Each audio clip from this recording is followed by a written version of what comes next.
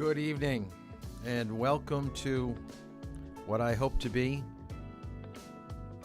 an evening of instruction. Hopefully we will not be turned away by YouTube. Hopefully there will be no glitches. So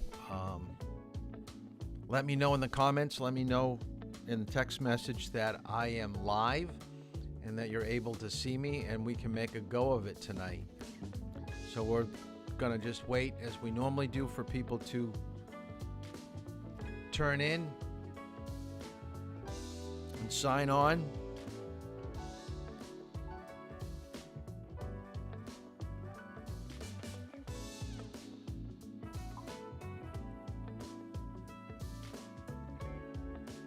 Oh, good, Dina. It's working. It looks like we're going to have class.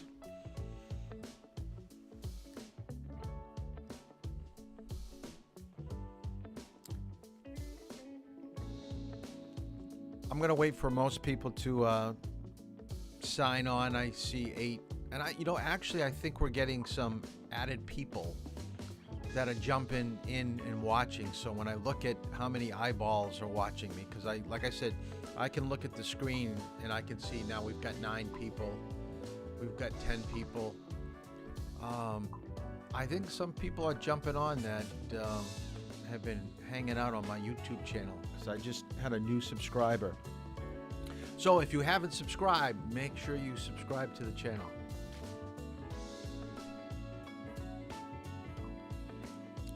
Tomorrow is just about booked up for drive times, but Saturday I'm wide open.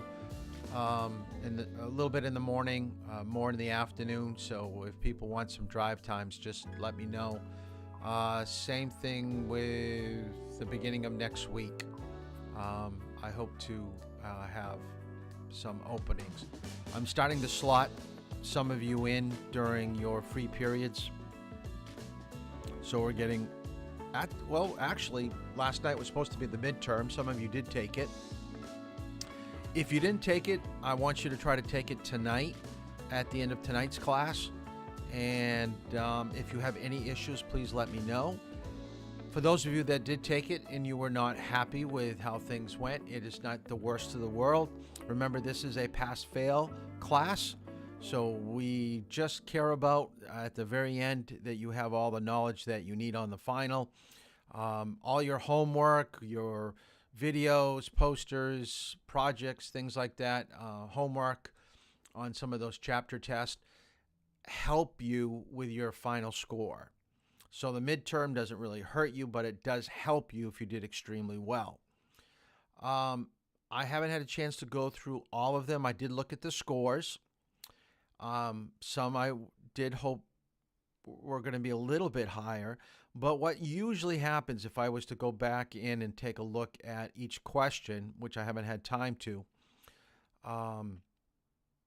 is the signs are a little confusing. There are some signs that I gave you that really aren't located around the area.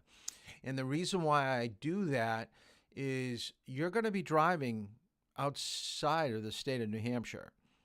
And you're going to encounter signs as you're driving, and you're going to have to see it and try to make sense of it the best possible way that you can while you're driving. No one ever pulls over to the side of the road and says, oh, geez, I've never seen and I'm not going to say what the sign is because some of you haven't taken it, but you're not going to pull over to the side of the road and really process it. You're just going to go by it or neglect it and not even think about it, but you should have a rough estimate. And remember, this was multiple choice, so the answer was there. It wasn't like I gave you a sign that you had never seen before and a blank space to try to put down what you thought the answer was. So we're basically, and this is the scary part, we're 2 weeks away from the final. So the final is in 2 weeks. So we've got all of next week, which we will cover bad weather, alcohol and drugs, insurance, and then the last week of class will dealing with motorcycles, large trucks, and pedestrians. We will deal with um, distracted driving. We had to push that off. We'll also try to pick up the section on manual transmission, which we didn't cover. So we got some loose ends that we have to kind of take care of second to last class before the final. And then I will give you some type of a sample review questions that you can practice with on your own. I am not going to teach in class the section on parking. You had to do it in your textbook, responsible driving. You had to read it. There's a small section in the manual I really want you to kind of go over. And I want you to watch the video that I did for my previous class. That's what I text to most of you. I didn't go onto YouTube after I signed off last night. I had to do something here. My wife is gone, so I had to do a few things here. But I gave you the option to watch the previous class, this section on parking.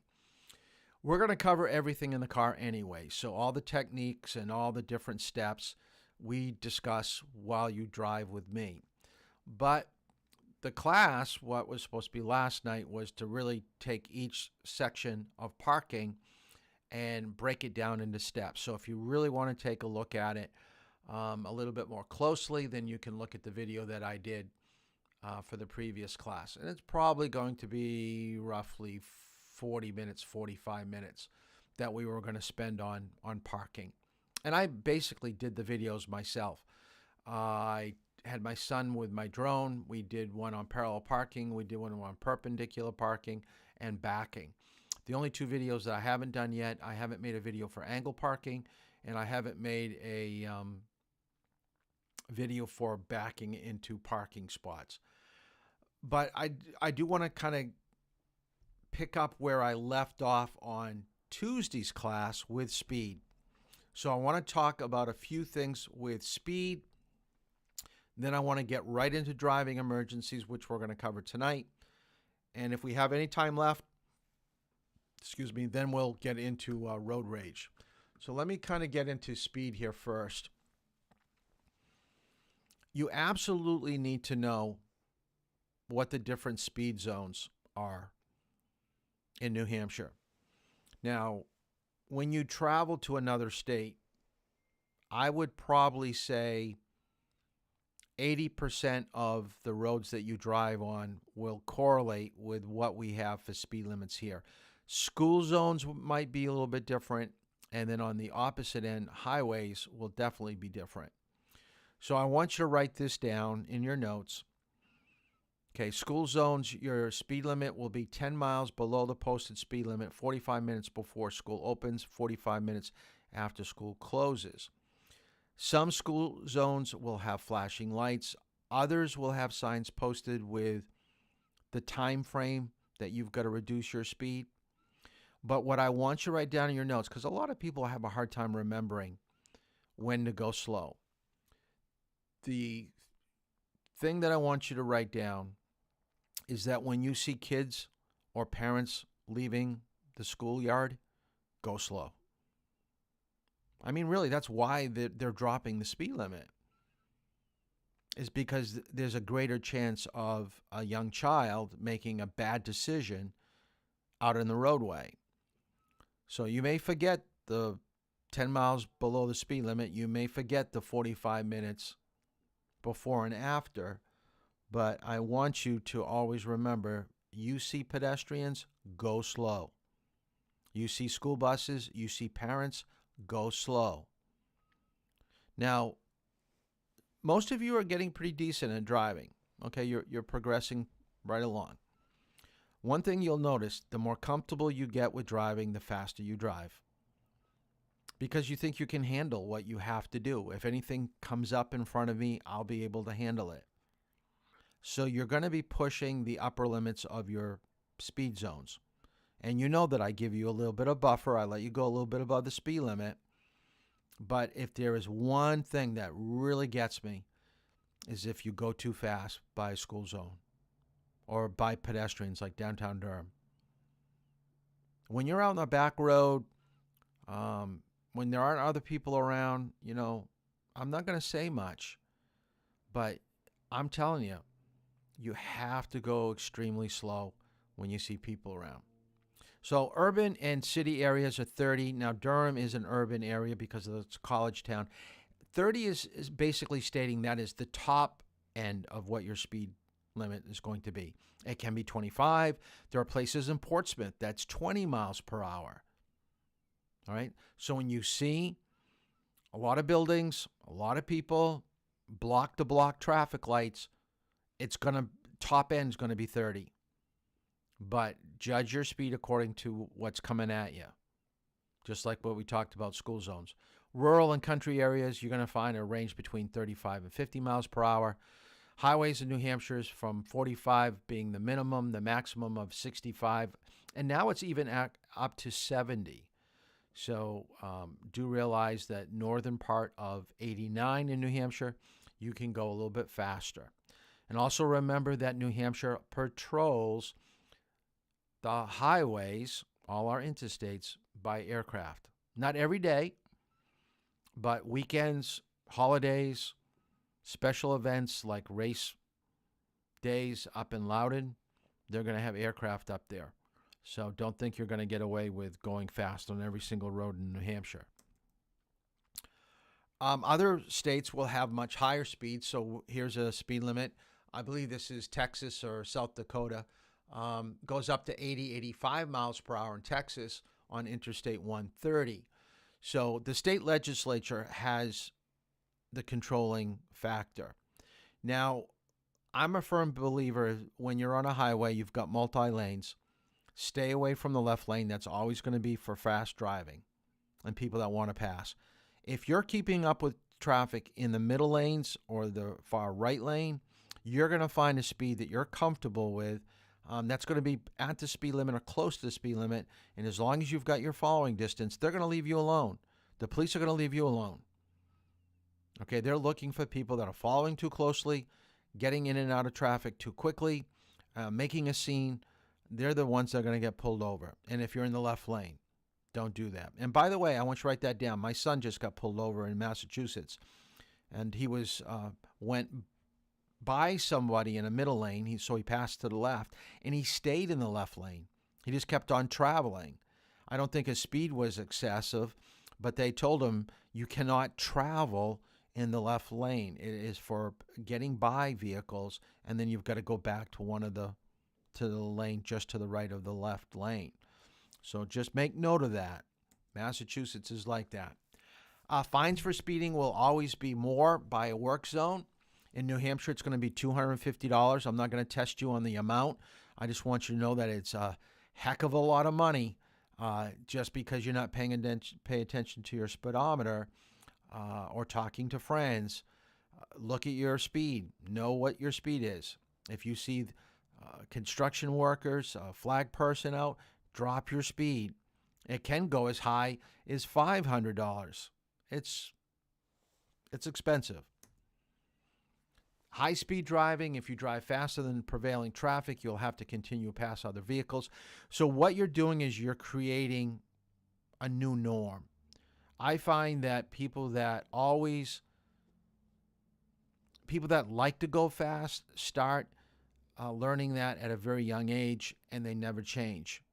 So if you really want to be a safe, good driver, learn now to go the speed limit, stay pretty close by it, and just make it the new norm. That is the way that you're going to be. If you get used to going 10 over the speed limit, you're always going to want to go that fast. And you're always going to tailgate, and you're going to always want to get by people. And there's always a greater chance for a crash. Things to think about with high-speed driving is that the faster you go, the longer it takes to stop. Here it says that it's going to take you maybe 4 times the distance. Could be 4 times greater. Serious injury or death, 4 times greater at 60 than 30. And, of course, you're going to waste fuel, okay? And no one wants to spend a lot. Although Gas is pretty cheap right now, but I see that it is kind of creeping up. The slower driver can be just as bad as the high-speed driver. It makes people take risk. So I don't know if you've ever been behind somebody that's going too slow. Your first natural reaction is to get right up on their back end. So you become someone that's tailgating somebody. You may not think of yourself as being a tailgater, but if you don't like the person that's going slow, we have a tendency to think if we get up really close, we're going to make them go faster. You really don't have much control of the person in front of you. Now, you can beep your horn, you can tailgate, but if they still choose to go slow, that's their prerogative. Now, going extremely slow is not their prerogative. It is dangerous. They can get a ticket for going too slow. And just like most police will say they're not going to pull somebody for going like 4 or 5 over. So if they're going 4 or 5 below the speed limit, as much as is it aggravation to you, the police probably won't give him a ticket. But if he's going 10 below, just like someone that's going 10 above, they're more likely to get a ticket. So move to the right, let people get by you. May even have to stop. I knew of a person, I actually bought a vehicle from him. He was an elderly man that I knew, real nice guy, but he was in his mid-80s, still driving, and that's why he got rid of the car.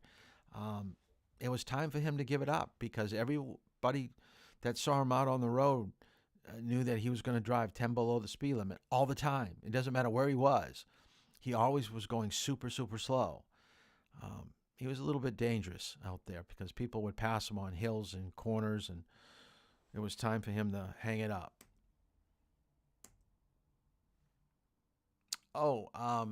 Photo enforcement, I forgot to show you. So let me show you that first.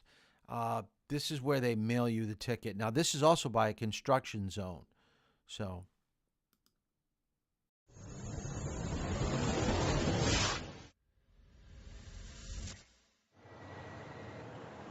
we've had this van for 2.5 years. They recently, at the beginning of August, just installed better cameras in the front and the rear. They're 12 megapixel cameras now. The old ones used to be 2 megapixels, so the images are way better. There's a lot of criteria that have to be met with the van. The speed limit signs have to say 45 miles an hour, and it's a $375 minimum fine. There have to be the speed photo enforcement signage out here as well that says that there's a photo van out here that's enforcing the speed. And then there has to be construction workers in the area. As you can see, the van is fully marked Illinois State Police photo enforcement van. There's no hiding about it. It's totally marked, okay? On the top there, it's a warning radar up on top. It's not the speed that's the enforcement speed, it's the warning speed. So if they don't see that sign, then they get hit with the other radar, which is the actual enforcement radar. It's not a standalone thing. We can't just set the van out here unmanned and just let it run by itself all day long. We still have to visually observe the vehicles traveling towards the van. With any type of radar system, the first thing we have to do is we have to make a visual observation of a vehicle traveling at a high rate of speed coming towards the van. We visually observe that, and we say, hey, that vehicle's traveling faster than it should be. The radar goes ahead and it confirms what our observations were. This one takes a picture of the face of the driver, the front of the car, tells the front camera in so many seconds it's going to be passing by. Shoot a picture of the rear of the vehicle so we can capture the license plate. We actually do a photo review. So what we do is when the company will send us back the images of the vehicles when we were out deploying, they'll actually send us the images back. And what we do is set 2 computers up. We have access to the digital photos on your Illinois driver's license, and we'll take that person's image with their registration information and compare it to the person driving the vehicle. If those 2 pictures match up, we say go ahead and approve the citation and send it out. If they don't match up, if it's somebody else driving the vehicle, we don't send the citations out. There's a huge misconception that we're just out here to make money, that the state police is out here just as a moneymaker. It's not. We're out here to save the construction workers' lives. 45 is 45. I mean, it's black and white. There's no ifs, ands, or buts about it. And if you don't want to receive a citation, then stay to the right and do 45, you know.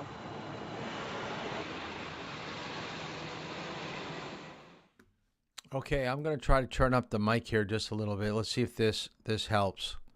So just let me know, Mikey, if this is good enough for you. So I just turned it up. Photo enforcement. When you think about it, a police officer that pulls you over, walks to your vehicle, asks for license and registration, walks back to the cruiser, does some research on the computer, comes back and gives you a ticket, probably will take about 10 to 15 minutes. All right. So on a good day, they're writing 3 to 4 tickets in an hour. That's if they're bang, bang, pull one over, let them go, set up a shop again with radar, pull over another person, do the same thing. Photo enforcement allows them to give out tickets as quickly as the camera can reprocess and get ready to take another picture. So they're handing out hundreds, if not thousands of tickets on a highway for people that are going too fast. But like he said, there's always going to be a sign indicating that it's being patrolled by photo enforcement, telling you what the speed limit is. And if you choose not to see the sign or obey it, and you go by that van, it is going to take your picture. And they don't set it right for a single mile above the speed limit. So if it's set for 35, they don't say, okay, 36 is when the camera's going to take your picture and you're going to get a ticket. They're probably going to give you that 5, 6, 7 miles above the speed limit. And once you're above that, now you're getting the ticket. Okay, so, don't think it's not a trap. It's not a trap. They're telling you that they're there. Okay, they're not hiding. It's not camouflage. So let's talk about what are you going to do? What are you going to do when you get pulled over? Let me get out of here. Okay, I don't care who you are. At some point in your life, you're going to get pulled over by the police. You're going to see those flashing blue lights, whether they're coming up behind you, or maybe you went by a police officer, so you just passed him and he sees how fast you're going and he does a U-turn behind you. You're going to get pulled over. So let's write down a few things that you should do. And I am a firm believer that you have an opportunity to state your case and possibly get out of a ticket. Just because you're getting pulled over does not mean that you're going to lose your license. Remember, a police officer has 3 choices. He can give you a verbal warning, he can give you a written warning, or he can give you a ticket. So the first thing that I want you to write down is first impressions mean a lot. First impressions mean a lot. The way that you look at them, the way that you speak to them, they're going to form an opinion of who you are. If you come off as snide, rude, cocky, you basically just set yourself up to get a ticket. Not a verbal warning, not a written warning. Okay? So be on your best behavior once they pull over to the side of the road. Now, the blue lights come on, so let's kind of back it up a little bit. First thing you do is pull well off the road. Don't put any portion of your car on the roadway if you can avoid it. It is much better if you pull over to a place that's safe. Parking lots, driveways, a larger shoulder that's paved. Anytime you put your vehicle over the white edge line, the cruiser is always going to pull up behind you and be at least 2 to 3 feet to the left of what your car is. An officer has to protect himself on the side of the road. This is why their cruiser is never directly behind you. It is always to the left of your vehicle. If you pull over to the side of the road and you put yourself at harm's way, like you stop at the top of a hill, around a corner, too much out on the roadway, what kind of first impression is the officer going to have when he walks to the vehicle? He's not going to be happy. He's not going to be happy because you just put him in harm's way. He's going to think, what kind of driving fool do I have here? Okay, so don't be so nervous. Just pull over. You could go slow and go up the road a half mile to a mile. You see you see the lights. He knows that you're not trying to get away because you're going slower. Put your hazard lights on or your right directional. Now, stay calm. Put your vehicle in park and stay in the vehicle. Don't leave and just stay in the driver's seat with your hands visible. An officer has been trained that when he walks to a vehicle, if he sees people moving around, I will guarantee you he's going to put his hand on his holster. They have no idea what you're doing inside the car. So if you get scared looking your side view mirror that he's pulling a gun on you, well, what are you doing in the car? Are you going to the glove compartment to get your registration early? I wouldn't do that. He hasn't asked for it yet. He may think that you're going to the glove compartment to get a gun or a knife. Of course he's going to put his hand, okay? Now, when they do ask you for information, try to give it to them as quickly as you can because they're kind of sizing you up, especially if it's at night. Like right now, I look out the window, pretty dark. So at nighttime, an officer is going to think maybe a drunk driver, maybe on drugs. So when he says license registration, he's going to kind of see, is he having a hard time getting it out of his wallet or her purse, or he doesn't know where it is in the glove compartment? Why doesn't he know where it is? Okay. Now, you could tell an officer anything. When he starts asking questions, if you don't want to talk to him, that's fine. But I don't think he's going to be happy about that. Remember, they've done this multiple times. They've heard it all, seen it all. So don't think that, you're going to teach him a lesson or her a lesson. I know my rights, and I learned this in civics class at high school. You're not going to be able to search my car. They've been trained. They know what to do. And by the way, if you say you're not going to be able to search my car or I'm not going to get out of my car, fine. He's just going to take it to the next step. They can go get a warrant. They can get backup. They're going to keep you there forever. So, you're only going to make things worse. So my philosophy, which I know is different than some of the high school teachers that teach civics. I'm up front. I don't lie. Okay. I'm not going to lie to an officer. I'm not. I'm going to hope for the best if I tell him the truth. Officer, yes, I know why you pulled me over. I wasn't paying attention to the speed and I was probably going too fast. Officer, yep, I took a quick look to the left, then I rolled through the stop sign. Okay, I did that. Officer, I thought it was yellow, but I was going kind of fast, so it was probably red when I went through the traffic light. I find that if you're upfront and honest, I would say the majority of the officers are going to cut your break. All right. Now, on the flip side, let me tell you this. If you have a driving record, which means that, let's say you've had your license for a year and you've already had 2 speeding tickets, and he's pulling you over and you were going too fast, he doesn't need to ask, do you know why I pulled you over? He probably knows that you know why. Okay? So your history will probably dictate whether you get a ticket or not. Someone that doesn't have a history of bad driving will probably get off on a warning. Just like, come on, you know better than that. You've only had your license for a little bit. I'm sure your parents wouldn't be happy if they knew that you got a speeding ticket. But if you already got 2 speeding tickets and the last one was 3 weeks ago, he's going to go, geez, you haven't learned your lesson. Well, guess what? This is going to be your 3rd ticket. Eventually it's going to kick in. And remember, all tickets can be refuted at court.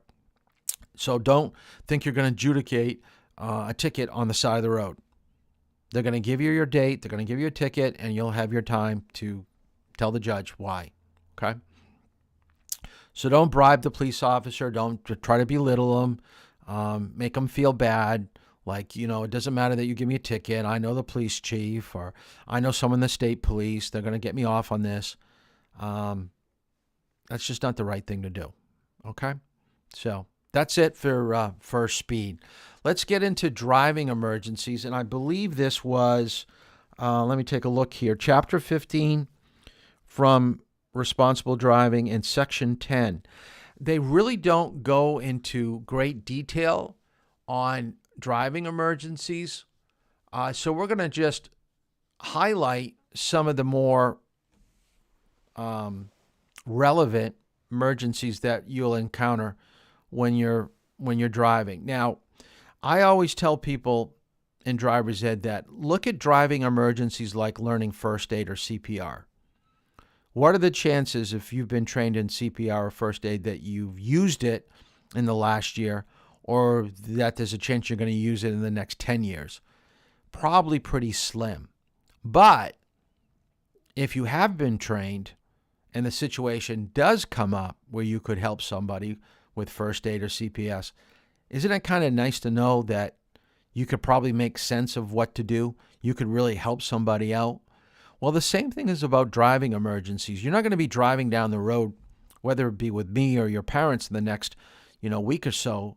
You're not going to get behind the wheel of the car and think, okay, what's going to happen if my tire blows out? You're not going to be thinking about that. You're going to be thinking about, your next turn or the next traffic light.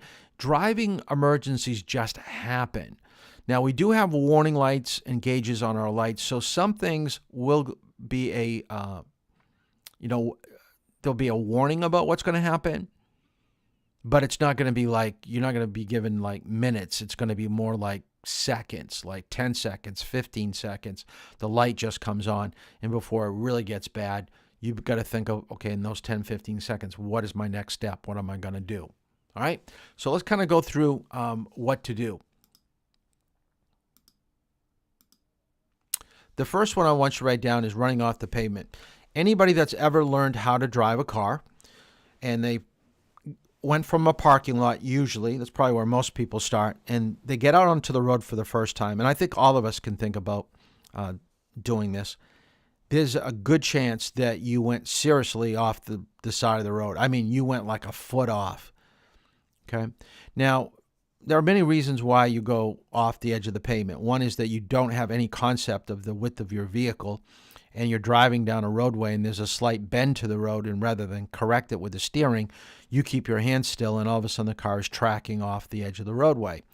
You find yourself off the edge, and then you jerk the wheel back on. Or you could be making a turn, left turn or a right turn, and you're either oversteering or understeering, turning the wheel too much, and you get that little zigzag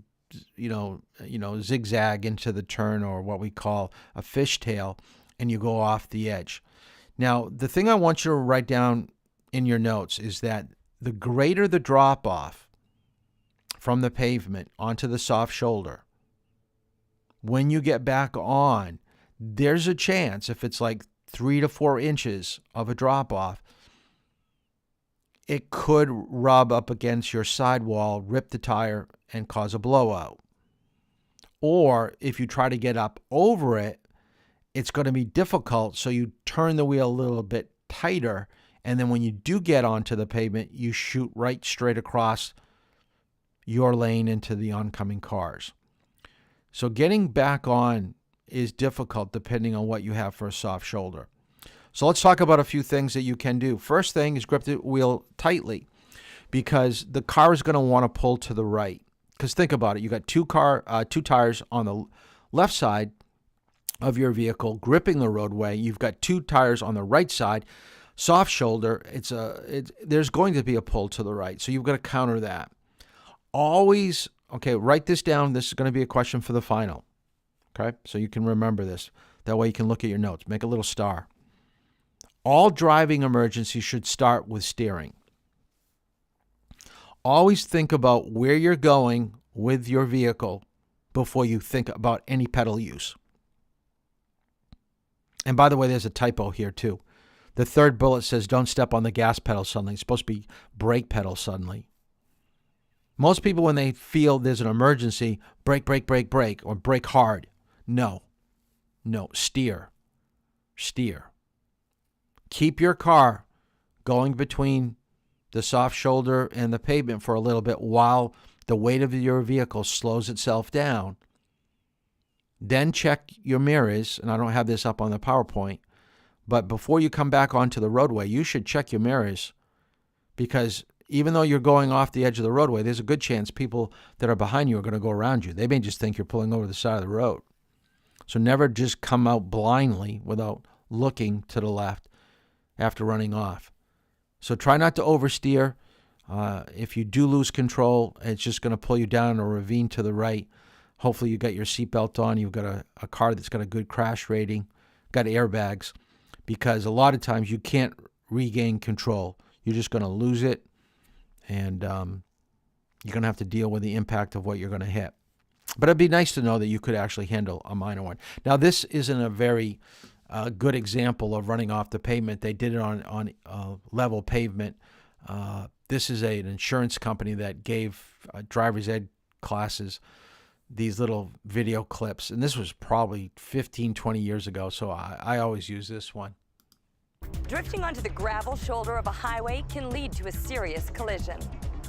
The uneven traction could cause you to lose control of your vehicle and send you into the ditch. In this situation, don't make any quick movements. Making a quick change or abruptly moving back onto the pavement could send your vehicle into the path of oncoming traffic. A head-on collision could occur because of overcorrecting. You should grip the steering wheel firmly and slowly ease off the gas, but do not brake. When you feel you have control of the vehicle, check your mirrors, signal, and ease back onto the highway when safe. If the drop-off to the shoulder is steeper than usual, slow down even more and steer back onto the pavement at an even sharper angle. So that's running off the pavement. It's really not that big of a deal. But, you know, like I said, it could cause a blowout. So let's talk about what, and this is going to happen too. I can't think of anybody that I know in my family that hasn't had a flat tire at some point. Now, a flat tire and a blowout are two different things, okay? If you run over a board that has a nail in it, okay, the nail gets lodged in the tire. It could be a slow leak. Okay, what I want you to write down, a blowout is like hitting the edge of the pavement like we were just talking about, where you have sun loss of the area. I mean, you go from full inflation of your tire to completely right on the rim, flat within like 10 seconds. I mean, you're going to know it, okay? You're going to lose control of the vehicle. And the second bullet is what I want you to write down and remember about blowouts. The tire that blows out will have a direct relationship of how bad it's going to be. Now, the worst tire to blow out would be the front left tire. Because when you have a tire blowout to the front, it will always pull in the direction of that side of the vehicle. So you're going to go into oncoming cars if you have a front left. Right, it's going to pull you off to the breakdown lane. But if you're on a multi-lane highway going in the same direction, it's just going to pull you to the left lane or the right lane. You got to check your side mirrors so you don't interfere with cars that are coming up on the side of you. Now, a back tire, doesn't matter which one, I want you to write down a fishtail. And a fishtail is basically when your back end is kind of swinging from side to side. And what I want you to write down is that the faster the speed, the greater the fishtail. All right? The faster your speed is, the more your car is going to lose control in the back. So if you're on a highway, it's going to be pretty violent. It's going to be tough to control. So hold the steering wheel tight. Try to keep. Now, when you see the word straight, when it talks about steering, what they're really saying is stay in your lane. All right? Don't think about linear straight. Think about staying in your lane. Take your foot off the gas pedal. Brake when you think you've got control of the vehicle, and then pull over the side of the road because you're going to have to change a tire. All right. Now, usually, like I said, within like 10 to 15 seconds, tire's blown out. You only have a short period of time to think about, okay, how am I going to get off to the side of the road? Always, okay, write this down, always look for a place off to the right. Do not try to pull over to the left side of the road. It's going to be more difficult for tow trucks to come deal with you. It is going to be more difficult for you to be outside of your vehicle, the high speed lane. Okay? What would cause a blowout besides going off the edge of the pavement? If you got low tire pressure, maybe something hitting a pothole, bulges and cuts, just the wear and tear of cars, sharp objects, debris in the road. Okay, and we already mentioned potholes, so those are all examples of blowouts. I'm not going to show some of these smaller videos. Tire pressure, check it on a regular basis. I want you to remember that the colder the temperature, you're going to lose some tire pressure. So check it in the winter frequently. Make sure that you have a tire gauge. Don't use the sensors that are inside the vehicle. Those are good rough estimates, but the best way to get a reading is to use a tire pressure gauge. Pretty cheap, probably $5 in any Walmart. Know your specs, which means you can either read it on the tire or you can see it on the side wall of the door jamb when you open up the driver's side. So that's the best way to tell what's recommended.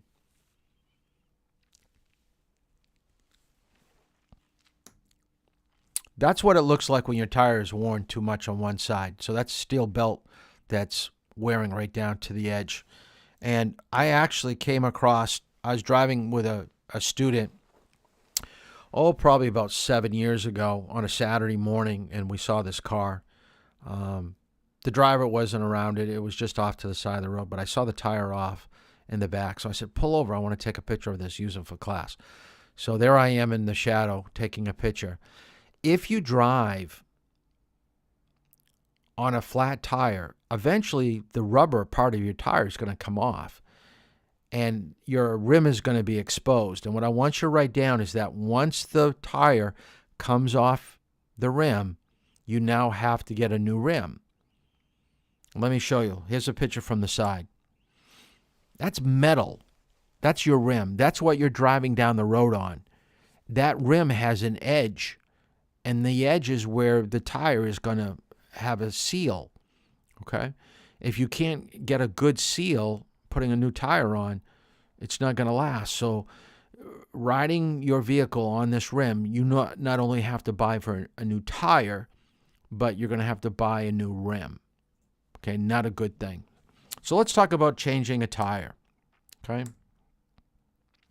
Now, tire changing isn't really that difficult depending on the vehicle that you have.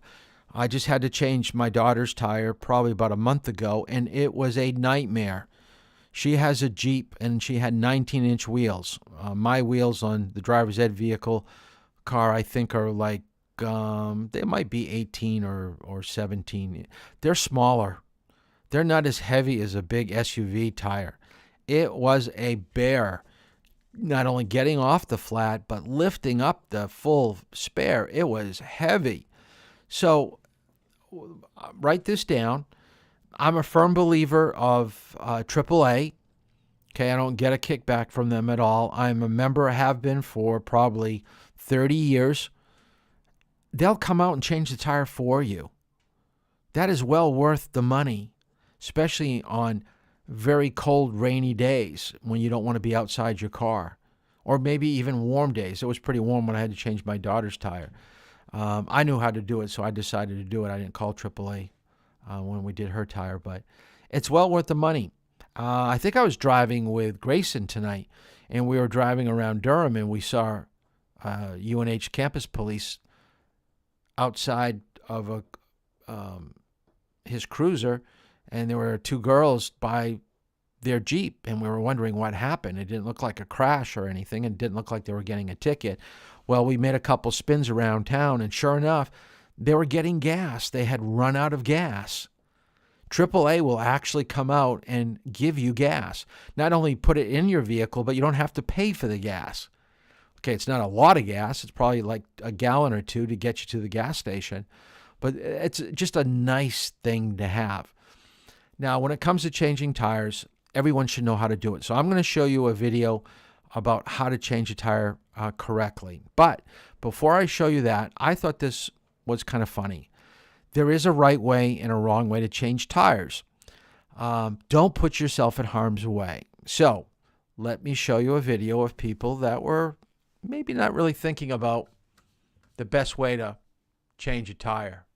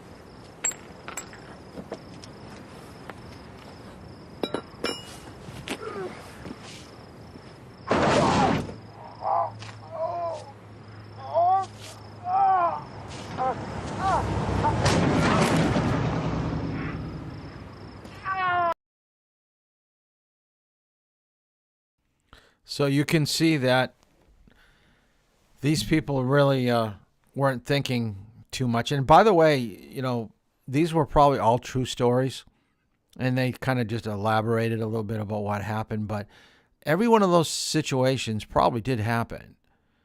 Maybe not the woman going off the edge. That's a little bit much, but definitely going underneath the vehicle, that happens all the time. A person stepping out away from his vehicle, getting too close to the edge, someone getting too close to the white line hitting them, that happens too. I know that for a fact. So even though, it looks like, humorous, it's serious stuff. You got to be very, very careful when you're changing a tire. So let's go step by step of what you should do. The first thing that you should always remember is take a look at your owner's manual. Okay, look at your owner's manual when it comes to changing a tire. They're going to take you step by step. Also, it's going to tell you where to put your jack, how to set up your lug wrench, and how to take off the wheel covers and stuff like that. So let's kind of just break this down real quick, and then I'm going to show you a tire company that actually will show you the correct way to change a tire. Okay, first thing, look for a safe place to pull over. Once again, you don't want to put yourself in harm's way. Look for a driveway. Look for a parking lot. Look for some place that is going to make you safe. Everyone out of the vehicle. No one stays in. Any type of movement of a person inside a car that's being lifted up on a jack, the car will go off the jack. So you can't have anybody in the vehicle. Set up your warning triangles, preferably about 200 feet behind you. You want to warn people around a corner, over a hill, that there's a situation. Get them moving to the center of the road. Get them moving over to the left. Set your parking brake because you don't want the car to roll, especially if it's a manual transmission. And what they mean by trig the wheel is put a log or a piece of wood, something opposite the tire that you're going to be replacing so the car isn't going to roll. It's like a chuck, okay? Take off the wheel cover, loosen each lug nut. Remember, lefty, righty-tighty, lefty-loosey. So don't get confused because some of you have a problem with lefts and rights. Now, you're going to be there a long time if you're trying to loosen a lug nut and you're yanking to the right. It's just not going to happen. And this is another reason why it's good to have AAA. They'll come out and do this all for you. You won't have to get yourself dirty. Place the jack on firm ground. Now, one thing I told my daughter, because her jack was small, I can't believe that it didn't jack up her car very much. I actually had to go find a piece of concrete that I used underneath the vehicle to put the jack on to level it off and to give me some extra height. So maybe throw a thick piece of oak or maple wood in your trunk, about the size of a textbook. That way the jack can, have some firm, level ground, okay, to lift your vehicle up on. Take the lug nuts off. Keep them in your pocket. I like that so you don't lose them. It also keeps the lug nuts warm because it's metal, so it's getting colder. If you put them on the ground, you could lose them. Lift off the tire. Replace it with a new spare. We have two types of spares. We have a full size, and we have what we call a donut, smaller size tire. So if it's the smaller one, try to replace that as soon as you possibly can. Put the tire back on, the new tire. Screw the lug nuts on until snug, and always do it at a star-like pattern, which means you're always skipping a hole. And hand tighten them. Loosen the vehicle or let the vehicle down, and then tighten the lug nuts the rest of the way and put on the hubcap. But let's take a look at the tire company that does a much better explaining it than I do.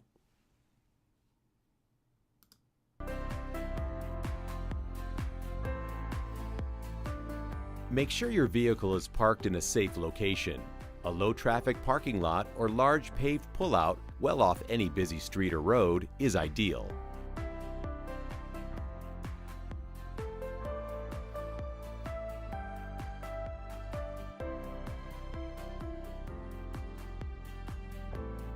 Set the emergency brake first. If you have a manual transmission, put your car in first gear. If your vehicle is an automatic, just put it in park. Next, Place wheel chocks or big rocks behind and in front of the tire opposite the one being changed. This will prevent vehicle movement and the jack from slipping while we work. Next, find your lug wrench, jack, and spare tire. These tools are often located in the trunk under the carpeting.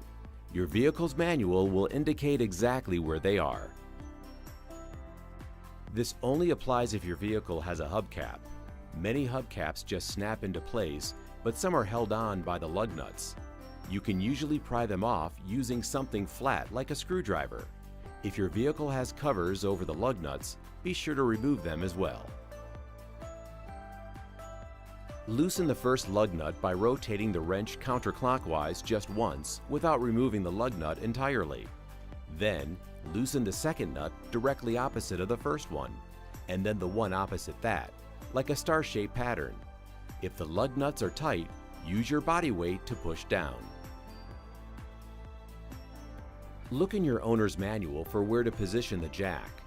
It's often under the frame near the tire with the flat, but not always the case. Our jack should be aligned with a thin seam line that runs under the vehicle. The factory jack has a notch cut out of it for a specific fit. Next, insert the handle and turn it clockwise to raise the car. Lower the jack if at any point your car seems unstable, and never ever get under a car that is only supported by a jack. Now, fully remove the lug nuts and place them in a secure location. Grasp the tire with two hands and pull it straight out. Then place it under the car. This is a precautionary measure just in case the jack slips. Remove any aftermarket accessories like hub rings at this point. The valve stem on the spare tire should be facing out. Then align it with the wheel studs and push it into the assembly. Tighten one lug nut by hand. Follow the same star pattern used to remove the lug nuts. Remove the flat tire from underneath the vehicle. Turn the jack handle counterclockwise and lower the vehicle. Once the vehicle is firmly grounded, fully tighten the lug nuts using your wrench, again in the star-shaped pattern. Remember to gather your tools back in place. Remove the wheel chucks and place your flat tire in the trunk. Lug nuts and lug bolts should be torqued to factory specs. You can also reach out to a local discount tire for proper torque recommendations for your vehicle. Finally, remember that spare tires are smaller and less capable than regular tires. They should only be used for limited short-distance driving. Visit your nearest discount tire. So he does a pretty good job of explaining how to change a tire. So it's kind of good to see the visual rather than always just seeing something that's written. I'm going to skip over skidding here. I do want to mention just two things. One is most cars now are being equipped with something what they call traction control, which means that once the car senses a tire slipping, it will send more torque or power to a tire in the front or back opposite of where the slippage is. So we're getting really high tech with our vehicles in order to handle bad weather conditions. And that's what Tuesday's class is going to be about, driving in bad weather.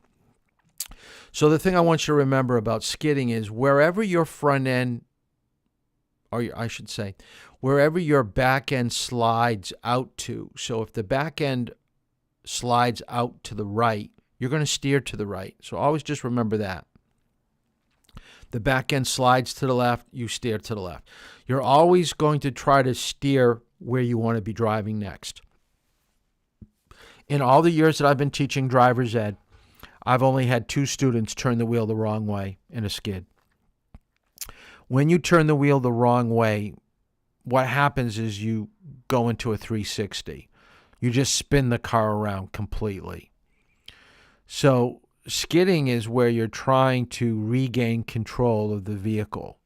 So once you sense that you're losing control in one direction, you've got to be ready to steer in that direction and then have a counter steer.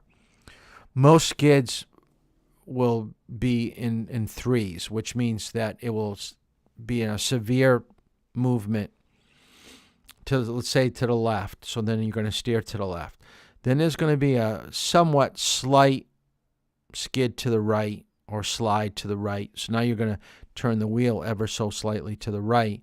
And then either you're going to be going straight now, or you're going to have to turn just a little bit more to the left to even it out in your lane and get back into control. So it's usually like a left, left, or right, left, right.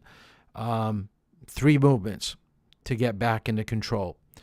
And the faster you go, the more severe it's going to be, just like with a blowout. This is another reason why you always want to be going slower in bad weather, because if things go bad, lower speeds are going to give you a better chance of regaining control. And if you get hit, it's not going to be as severe too.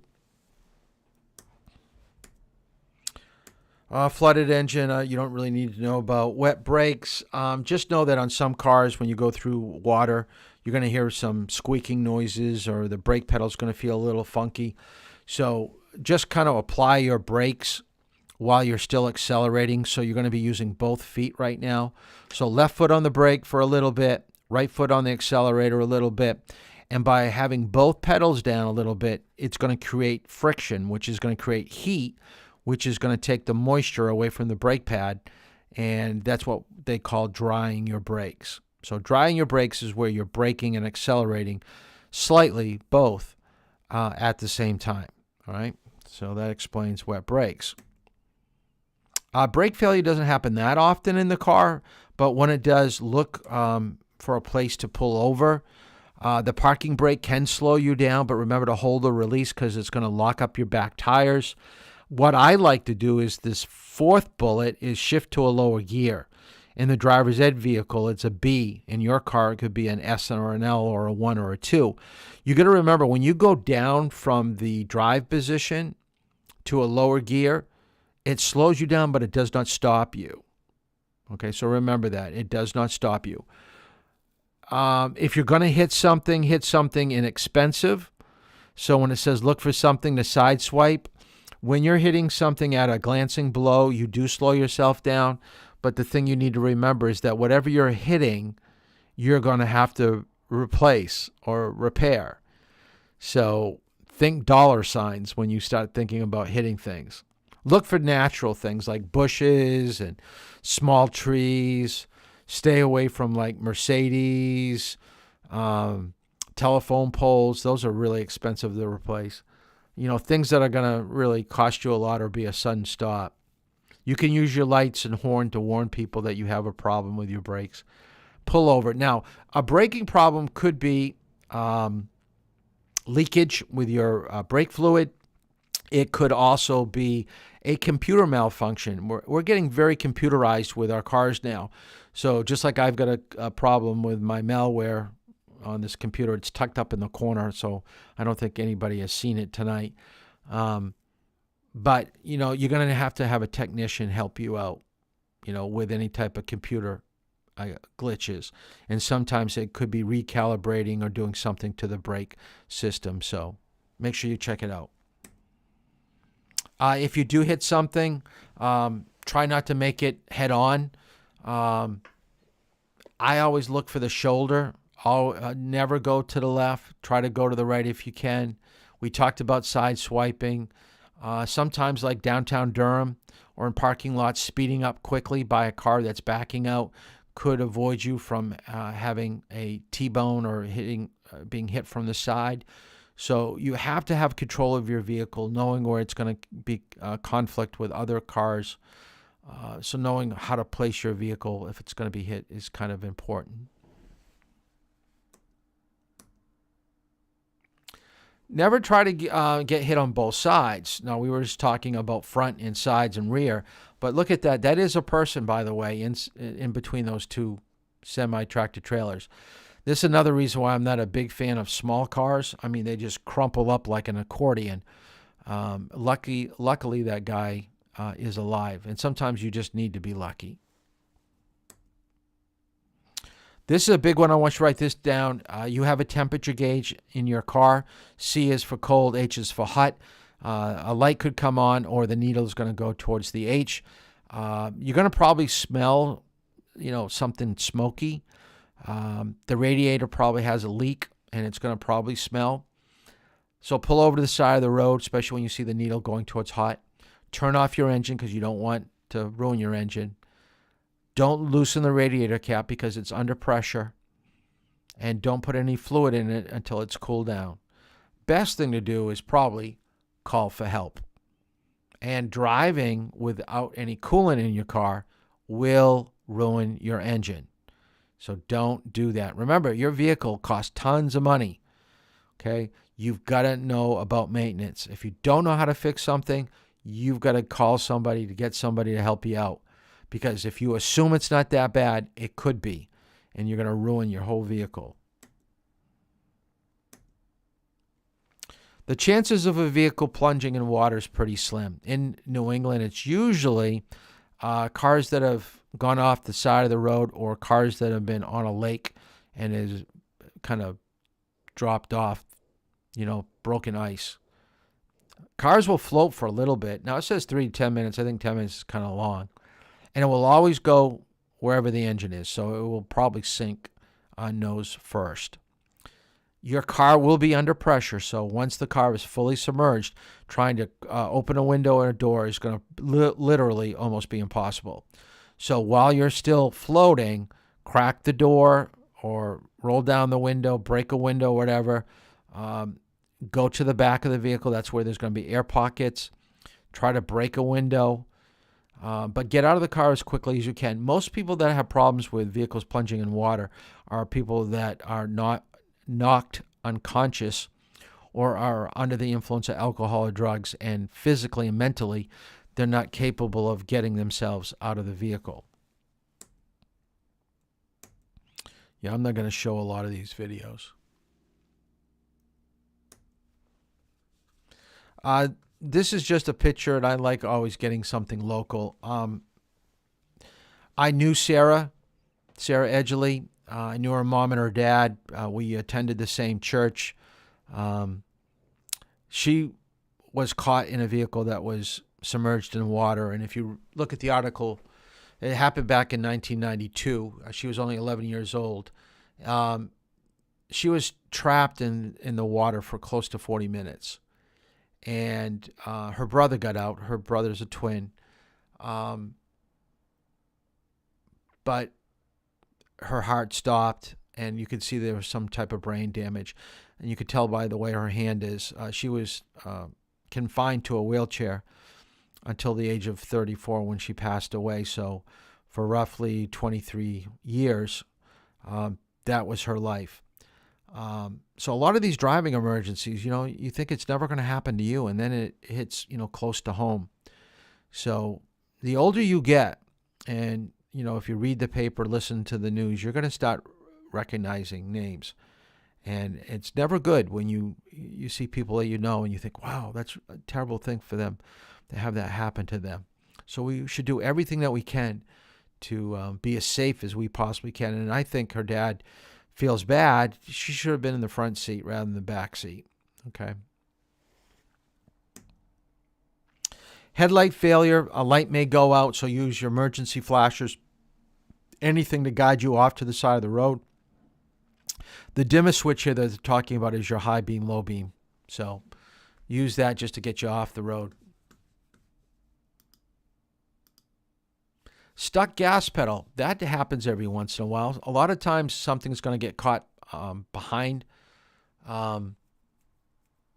the gas pedal. So you should never reach down and try to pull up on it. You could use your foot. That may work a little bit. But the best thing here, what I want you to write down your notes is put your car in neutral. The minute you put your car in neutral, and I'm going to do this to some of you, it's going to freak you out. It's going to freak you out. When the car is moving and you put it in neutral, you could slam on the gas pedal. You're not going anywhere if someone puts it in neutral. I'll tell you a funny story. This actually happened.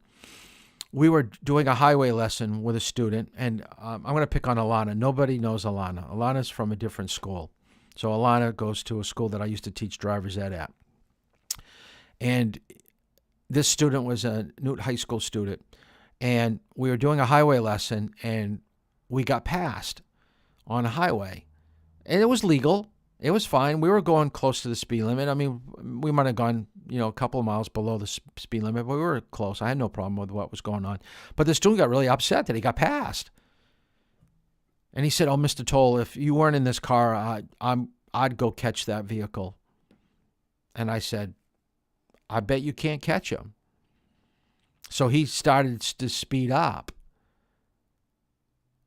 And I used my brake. And he says, "Oh, that's not fair. If you don't use the brake, I would have caught him." I says, "I'll tell you what. I bet you $10 I won't use my instructor brake, and you still can't catch him." So he starts speeding up. He gets about 5 over the speed limit. I just put the car in neutral. So you could be going 55, 60 miles per hour. The minute you put the car in neutral, it's not going anywhere. It's staying right at that speed. So if you're driving down the road and you feel the car cannot slow down, don't use your brake. The brake's not really helping you. Go put the car in neutral. Okay, the gas pedal will always win over the brake pedal. All right, the car will still be moving. Now, the brake will slow the car down, but it won't stop it. It will not stop until you put it in neutral. So that's the main thing to remember. I think I've got something here for gas pedal. Although it is a rare occurrence, your Toyota may experience a sticky accelerator pedal. You should pay attention to the operation of your accelerator pedal. If the accelerator is harder to depress than normal or slower to return, it may be a precursor to a stuck pedal. These vehicles should be parked and a dealer immediately notified.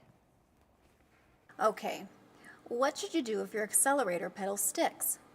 Although it is a rare occurrence, we thought you should know what steps you should take in the unlikely event that it did occur. If your pedal sticks and won't return to its original position when you take your foot off of it, step on the brake with both feet using firm and steady pressure. Don't pump the brake pedal as it will deplete the effectiveness of the brakes. Then simply shift into neutral, that's N for neutral. And firmly apply the brakes to make a controlled stop on the side of the road. If your Toyota's transmission has a notched shift gate and you're driving in sport mode, step on the brake with both feet using firm and steady pressure. Simply nudge the shifter to the right into drive, D. Then forward into neutral, N. And firmly apply the brakes to make a controlled stop on the side of the road in a safe area and shut off the engine. Drivers who cannot put the vehicle into neutral should turn the engine off. This will not cause a loss of steering or braking control, but the power assist to these systems will be lost. If the vehicle has an engine start-stop button, firmly push the button down for at least 3 seconds to turn off the engine.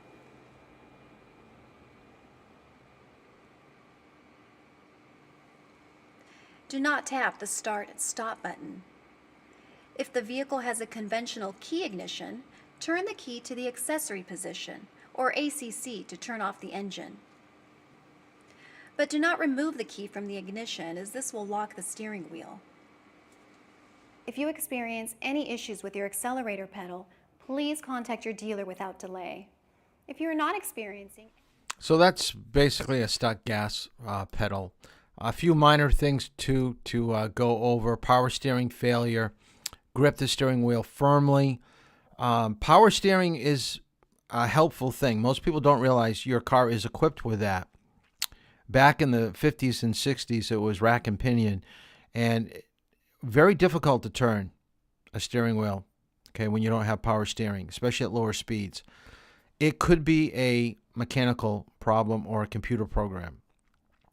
So restart the vehicle, see if it reboots, and see if there's still an issue. If it really is bad, you can't steer that well, then you probably should get it towed. Don't try driving it, because you'll be going slow and have to make a sharp turn, and you just won't be able to stay in your lane. You'll go too wide. AAA, that's the best way to do it.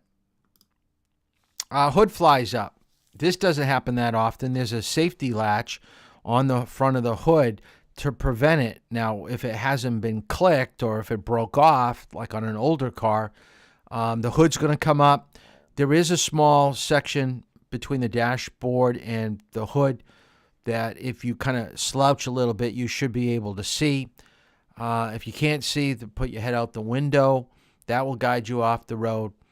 But make sure you come to a safe place. Let me show. This was in a small country. I don't know. I found this on YouTube. You'd be surprised what it looks like when a hood flies up. Let me show you this one. So you can see it knocks the camera right off. I mean, it just totally smashes the window. You can see that hood right up there. You can't see anything. He was probably at a gas station and checked his oil or whatever. See, that's the gap right there. See, underneath. Okay, and now it's just not gonna stack. It's not gonna help at all. But that's a hood flying up.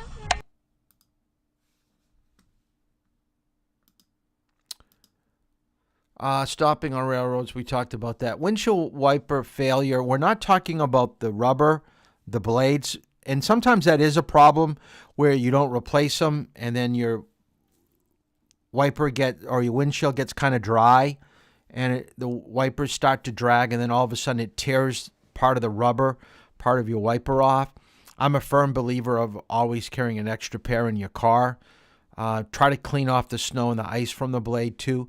But when they're talking about windshield wiper failure, they're talking about the motor of the arm actually moving the wiper. So we're not talking about the blade. So there could be two problems here. Okay, so make sure your blades are good. Make sure they don't get too worn or torn. But if it's a wiper motor, it could be a fuse. So you may have to check the fuse to make sure that the fuse is still good. This doesn't happen that often. This I do want you to write down. There's a lot of stuff right here. So write down, park your vehicle well off the road when you are trying to deal with a flat tire or a mechanical breakdown. So 200 feet is what the state recommends. Never do it on a hill. Never do it on a curve. People aren't going to be ready for it. Parking lights are used to let people know you have a situation and you're dealing with it. It's not a big deal. Don't worry about me. Emergency lights, when you put on, tells people you should stop. I need your help. Okay? So write that down. Emergency lights are telling people you need help. Parking lights means that you're just off to the side of the road and you're dealing with a situation. It's no big deal. I mean, here we're talking about driving emergencies, but it could be something as looking for an address or looking at your phone, to see a message that just came in. Nobody needs to help you read a message. But if you're overheating like a radiator, emergency flashes would probably be the lights that you put on. A white cloth indicates, now what would happen if your battery's dead? Your lights aren't working, so you can't use your parking light, can't use your emergency lights. White cloth on the side of your vehicle indicates, I need help. Red should be used in the wintertime because you blend in with the snow. Try to stay with your vehicle, okay, until help arrives, all right? And place flares 200 feet behind front or behind your vehicle. Now, I'm going to talk about getting help. So I'm going to get out of this for a second. So I want you to write a few things down about staying off to the side of the road waiting for help. And we do have some females in this class, and it doesn't have to be geared towards females, just as much could be males. But I'm a father of 2 daughters. I'm not too worried about my son so much. He's a pretty big guy. But I want you to write this down. Okay, so you realize this. Everybody should have a charged phone when you're driving. You should never find yourself in a situation where you have to call for help and your phone's not working. Now, I know because of towers and, bars and things like that, you may be driving in an area where there may not be any service. I do understand that. But shame on you if you're driving around and you can't make a phone call. By the way, AAA has an app. So you don't even have to make a phone call. You could just hit write down what is happening and hit send, and it will send to them what the problem is and also your location. So they'll be able to find you through GPS on your phone. It's kind of cool. So just remember that. So let's talk about being off to the side of the road. First thing, always lock your doors. We already talked about that first week of class. You should always have your car locked, all right? Never roll down your window when you talk to a person where a hand can reach in, all right? The minute you break down, okay, and even if you don't have good service, send a text, all right, or make a phone call to your parents about what has happened. So they'll have a date and time, okay, of what happened.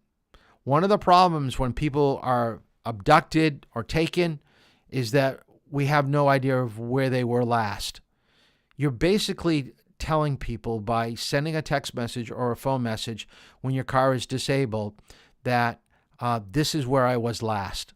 Okay, we don't want anything bad to happen to you, but keep your car locked, keep your window up. Don't put on your emergency flashes if you don't want people to come help. If you've already called your parents, AAA, you want people to drive by, you should do that. Don't put your lights on because people will come up. They'll walk up beside your vehicle, and it can be a little bit unnerving. Second thing, and I've got my phone out. You guys are good at using this. Set up your phone, okay, on video or memo, a voice memo. And if anybody comes to the vehicle, always do a recording, whether it be a video or a voice memo of what's being discussed. Just I'm going to put it, let's see if I can get it in the screen. Just put it off on the side, okay, behind you, maybe in the back, okay? So it records the whole time that you're in the car. So the other thing you can do is take a picture of your rear view mirror, side view mirror, if someone's coming, to take a picture of what they look like, or take a picture of the vehicle. You may get a license plate. So you're going to have something in the cloud, okay, to help, okay, in case anything goes bad. Now, I don't want to freak you out. I really don't. So I'm sorry if this kind of stuff is but I want you to think about it. I want you to think about it because these things do happen. Okay, so just be very careful when you're all by yourself. Lock the doors, roll up the window, take pictures or memos of people talking to you and stuff like that, and you're gonna be fine. We're basically right at the point where I wanted to get into road rage, so I'm not gonna do that. I'll show you a video about road rage, and then part of your homework, what I want you to do is I want you to go online and find a recent article about road rage, and I want you to give me a 2-paragraph reaction to explaining what happened and what you think could have been different, okay? So I want a reactionary 2-paragraph paper. Okay, you could text it to me or write it down on a piece of paper and take a picture of it and send it to me about what happened and what you think should have happened. Okay, how could things have been made a little bit better? I'm going to give you an example. Let me show you this video that I just took within the last year. Okay, this was a Massachusetts road rage incident. It made the news, so I went online and I taped it. Watch this. It's not a movie scene, but real-life road rage.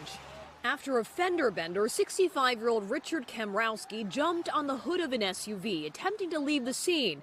The driver speeding up to 70 miles per hour on the busy Massachusetts Turnpike during rush hour. He kept going fast, slow, tried to get me to slide off.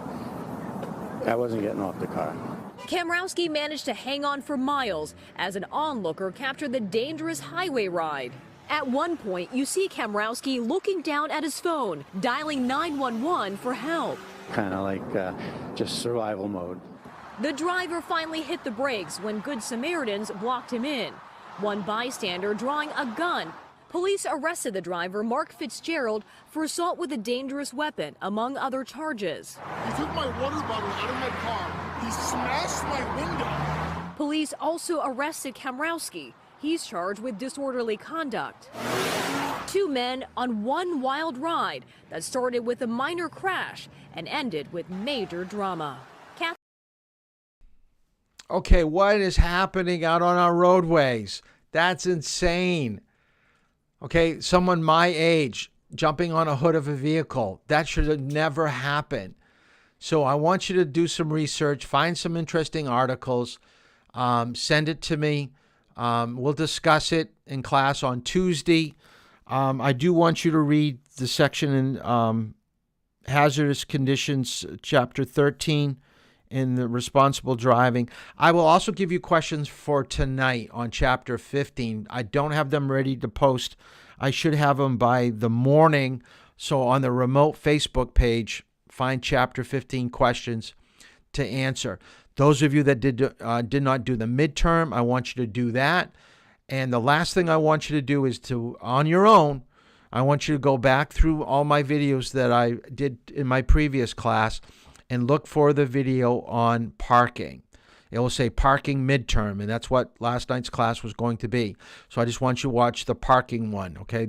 You don't need to have me go through step by step because I kind of laid it out in that video. So watch the video about parking, do the questions from the Facebook page on Chapter 15, which we covered tonight, and do a road rage article for Tuesday. That will get us ready for driving in bad weather. All right, and we'll talk road rage first, and then we'll get into bad weather, and we'll take it from there. All right. If you want to drive Saturday, Monday, Tuesday, let me know what you got for availability. So make sure that you sign out. Let me know that you're signing out now and what your availability is, and we'll take it from there. So glad that we were able to get on tonight. Okay, I really thought it was me last night, so I apologize. I'm always going to probably go back to text messages if we have that situation again and just pull up a previous class that I taught.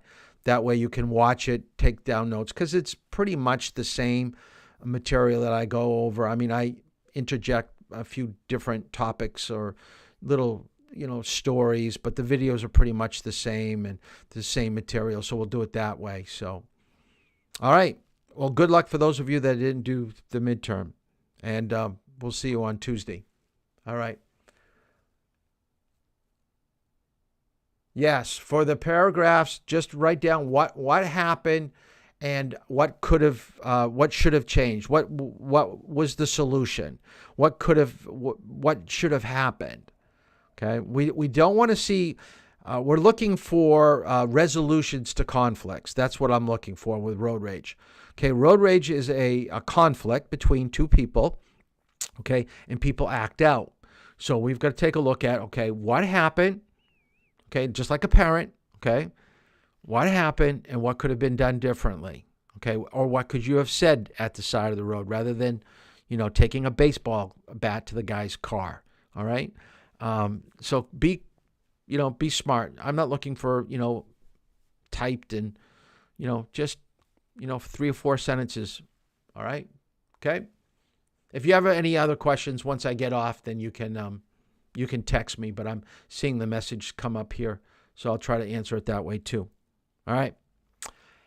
Have a good night. Have a good weekend. It's not going to be nice like it was this past weekend. So colder temperatures are coming. Oh, the other thing I wanted to mention, let's see how many people are still here.